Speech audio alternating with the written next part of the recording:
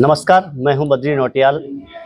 धार्मिक अनुष्ठानों की हम बात करें तो उत्तराखंड में तमाम सारे धार्मिक आयोजन होते रहते हैं।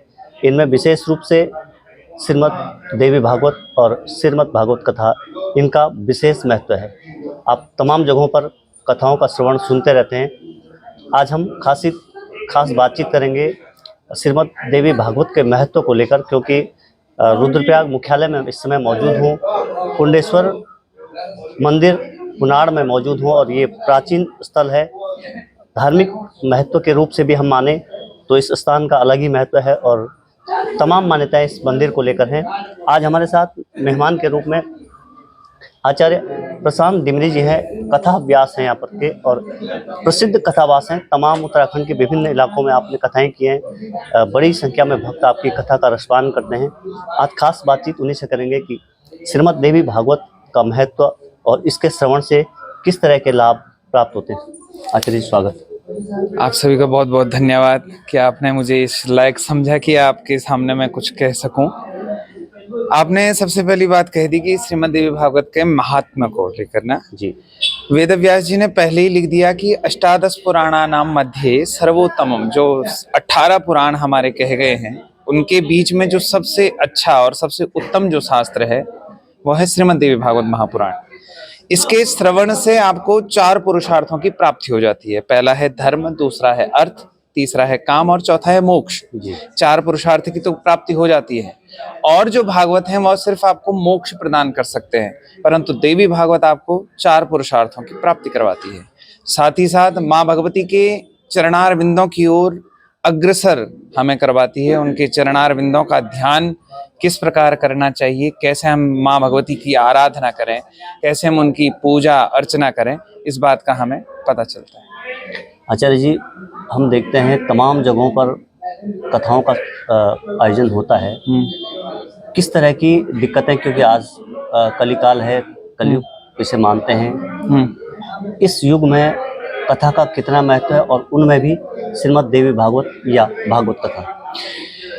देखिए, आजकल की जो नई जो जनरेशन बोल सकता हूँ मैं, वह इस चीज से, इस सनातन धर्म से थोड़ा दूर होती जा रही है। क्योंकि कलयुग में पहले ही वेद व्यास जी ने कह दिया था कि कलयुग में अब जो ये कथाएं होंगी वह सिर्फ अर्थ प्राप्ति के लिए होंगी। देखिए, अर्थ 2 प्रकार के होते हैं। एक अर्थ हुआ धन और एक अर्थ हुआ समझ में जो आता है वह। परंतु अब सिर्फ अर्थ के लिए ही काम। और दूसरी बात, जो आजकल श्रीमद् देवी भागवत या श्रीमद् भागवत जो भी हम कार्य करवा रहे हैं, सबसे पहले जो आयोजक हो रहा है वह यह सोच रहा है कि इससे मेरी ख्याति हो जाएगी, यह कार्य करवाने से मैं इस क्षेत्र में प्रसिद्ध हो जाऊंगा। एक बलबूता ऐसा भी उनके उसमें देखने में आ रहा है। परंतु कथा जो होती है वह अपने को और दूसरों को, जो हमारे अंतःकरण में जो अज्ञानता रूपी अंधकार है, उसे मिटाने के लिए की जाती है। क्योंकि जो हमारा अज्ञान यदि हमारे अंदर है, तो यदि देवी भागवत या श्रीमद् भागवत कुछ भी कथा हम श्रवण करेंगे तो उसमें सिर्फ ज्ञान की बातें हैं। वेद रूपी वृक्ष का एक फल है यह कथाएं। आचार्य जी, हम देखते हैं कथाओं में महिलाओं की बहुत सारी संख्या होती है, क्योंकि मातृ शक्ति का बड़ा योगदान कथाओं में होता है। पुरुष वर्ग की संख्या कम होती है, क्या कारण? हालांकि मान सकते हैं कि तमाम सारे कार्यों में आप व्यस्त रहते हैं, पुरुषों को सारी व्यवस्थाएं करनी पड़ती है, घर परिवार से लेकर तमाम बाहरी कार्य, सरकारी नौकरी हो चाहे प्राइवेट नौकरी हो, तमाम व्यवस्थाएं, बावजूद उसके क्यों कुछ समय आयोजन के लिए निकाला जाता है? नहीं, देखिए, जो आपने बड़ा अच्छा प्रश्न किया कि ममता जो हमारी मातृ शक्ति होती है उनके अंदर एक वात्सल्य प्रेम रहता है। फिर उनके अंदर जो भक्ति भावना होती है वह अधिक रहती है, पुरुषों के मुकाबले अधिक भक्ति भावना हमारी मातृशक्ति में जागृत रहती है। स्वयं देवी भागवत में भी कहा गया कि जो मातृशक्ति होती है उसके अंदर स्वयं माँ भगवती विराजमान रहती है। हालांकि पुरुषों के अंदर भी मातृशक्ति, यदि शक्ति ना हो तो कोई भी कार्य नहीं किया जा सकता, परंतु माता के अंदर मातृशक्ति जो होती है, एक वात्सल्य प्रेम उनके अंदर रहता है, भक्ति भावना उनके अंदर रहती है। तो इस प्रकार ज्यादा से ज्यादा मैं देखता हूँ, कहीं कहीं ऐसा भी देखने को मिलता है जहाँ पुरुष वर्ग ज्यादा हो, महिला संख्या कम हो, पुरुष वर्ग में भी ज्यादा अधिक आते हैं। परंतु मैंने ऐसा देखा है कहीं कहीं माताएं ज़्यादा हो जाती हैं, पुरुष कम हो जाते हैं। हम महत्व की बात करते हैं, प्रत्यक्ष और अप्रत्यक्ष रूप से लोग इस धार्मिक अनुष्ठान में सहयोग करते हैं। हाँ, किस तरह के पुण्य फल की प्राप्ति उन्हें होती है जो अप्रत्यक्ष रूप से सहयोग करते हैं? अप्रत्यक्ष रूप से कहा जाता है, जैसे प्रत्यक्ष रूप में जो कथा श्रवण कर रहे हैं, अप्रत्यक्ष रूप में जिन्होंने कार्य किया, परंतु उनका कार्य भी उस माँ के प्रति है, उस धर्म अनुष्ठान के प्रति वह कार्य कर रहे हैं, तो उन्हें वह पुण्य मिलेगा ही मिलेगा। थोड़ा रोकना चाह रहा हूँ, अप्रत्यक्ष का मतलब कोई बाहर से सहयोग, समय नहीं दे पा रहा लेकिन बाहर से संपूर्ण सहयोग कर रहा है। हाँ, संपूर्ण सहयोग कर रहा है, उसको भी पुण्य की प्राप्ति पूर्ण होगी, क्योंकि जो कथा जो हम आजकल अब आप देख रहे होंगे कि माइक के द्वारा उनके श्रवण रंध्रों तक वो आवाज जा रही है। श्रीमद् देवी भागवत या श्रीमद् भागवत कोई भी पुराण आप ले लीजिए, यदि उसमें आप देखेंगे तो उसमें लिखा है कि श्लोक, पहले तो एक श्लोक की बात की, फिर श्लोक के बाद आधा श्लोक की बात की, आधा श्लोक के भी बाद उसके एक चौथाई की बात की, है ना, आधे से भी आधा। यदि उसके श्रवण रंध्रों में चले गया और यदि उसने वह उसका अनुसरण कर लिया तो वह पुण्य का भागीदारी बन जाता है।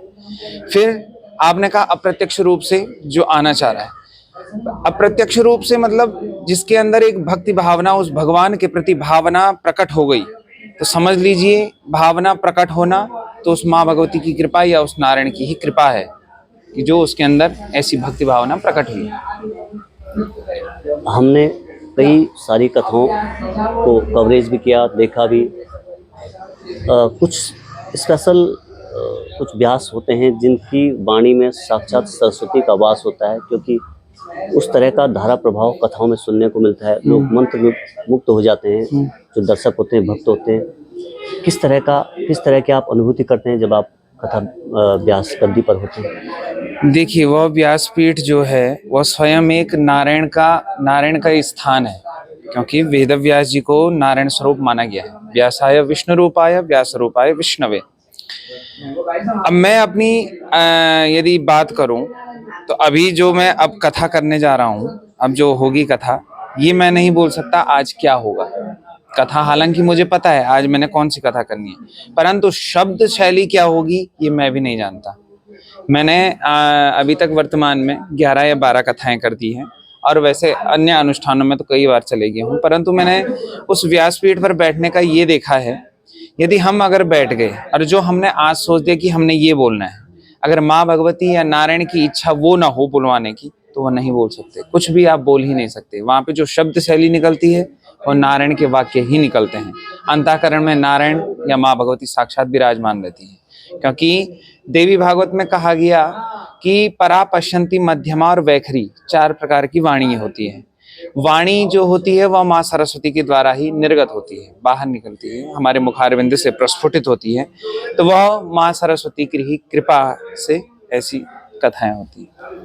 आजकल जो हमारी युवा वर्ग है, सरकारी नौकरी हो या प्राइवेट नौकरी, या बहुत ज़्यादा बड़े बड़े पैकेजों के रूप की तरफ लोग भागते रहते हैं। आपने ये मार्ग पकड़ा है, क्या आपकी रुचि थी, किस तरह का आप? ऐसा है कि मैंने जो मेरी जो पढ़ाई भी है वह इंटर कॉलेजों में भी है, सरकारी विद्यालय में भी है। हुआ यूँ कि जब मैंने हाई स्कूल पास किया तो उसके बाद मुझे विज्ञान वर्ग मिल गया था। इंटर में विज्ञान वर्ग की मैं पढ़ाई कर रहा था, तो अचानक से मेरा मन हुआ कि नहीं, अब मैं संस्कृत की ओर जाता हूँ। अचानक से मन बदल गया, संस्कृत की ओर गया, तो संस्कृत में मेरी रुचि बढ़ने लगी। हालांकि बचपन से जो मेरा परिवार है वह भी मेरा साथ देता है, हम आध्यात्म रूप से भगवान से जुड़े हुए हैं। हम भगवान बद्री विशाल जी के पुजारी के रूप में भी, सहायक पुजारी के रूप में भी नियुक्त हैं। फिर यह है कि भगवान बद्री विशाल की कृपा, उनके प्रति आस्था, माँ भगवती के प्रति आस्था बचपन से मेरे अंदर भरी हुई है। दादाजी की कृपा, मेरे पितृ देवताओं की कृपा रही। अरे धीरे धीरे जब मैंने ये संस्कृत विषय लिया, तो जब मैंने इंटर कर लिया तो उसके बाद मैंने अपने पिताजी से कहा कि मैं संस्कृत महाविद्यालय में पढ़ना चाहता हूँ। तो पिताजी ने कहा ठीक है, जो तेरी इच्छा। तो जब पढ़ना शुरू हुआ तो धीरे धीरे करके गुरुदेव की सानिध्य में मैंने पूजा पाठ करना प्रारंभ किया। उसमें और मेरे को इंटरेस्ट लगा, तो मैं आगे बढ़ता गया। आज गुरुदेव और माता पिताओं की कृपा से, भगवान नारायण की कृपा से, भगवान बद्री विशाल की कृपा से आज मैं इस गद्दी पे विराजमान हूँ। आचार्य जी, देवभूमि उत्तराखंड में देवताओं का वास है, हाँ। 4 धाम यहाँ पर हैं। अब कुछ ही समय बाद यात्रा भी शुरू हो जाएगी, हाँ। क्योंकि बद्रीनाथ के कपाट खुलने की प्रक्रिया नयन नगर से शुरू हो चुकी है। किस तरह का संदेश आप देना चाहते हैं कि उत्तराखंड देवभूमि है, किस तरह के यहाँ पर जो है किस तरह के आयोजन होने चाहिए, किस तरह के लोगों की सोच होनी चाहिए, किस तरह के हमें जो है जो तीर्थयात्री हमारे यहाँ पे किस तरह का संदेश हमको देना चाहिए? सबसे पहले तो मैं ये कहना चाहूँगा कि जो उत्तराखंड के निवासी लोग हैं, उन्हें हमें अपनी संस्कृति को आगे बढ़ाते रहना चाहिए। सनातन जो धर्म है, उसके जो अनुष्ठान है, यज्ञ अनुष्ठान है, ऐसे कार्यों को करते रहना चाहिए। और खासकर मैं यात्रियों से भी ये भी विनम्र निवेदन करूंगा कि वह सिर्फ एक तीर्थाटन के लिए ही नहीं, अभी तो भगवान के दर्शन के लिए, क्योंकि ये देवभूमि है, देवों का निवास स्थान यहाँ कहा गया है, उनके दर्शनों के लिए, अपने आस्था को जागृत करने के लिए, अपने अंतःकरण को शुद्ध करने के लिए आप तीर्थाटन के लिए आइए और भगवान के दर्शन करके पुण्य का लाभ कमाइए। जी, आप थे आचार्य प्रशांत डिमरी जी, प्रसिद्ध कथावास हैं।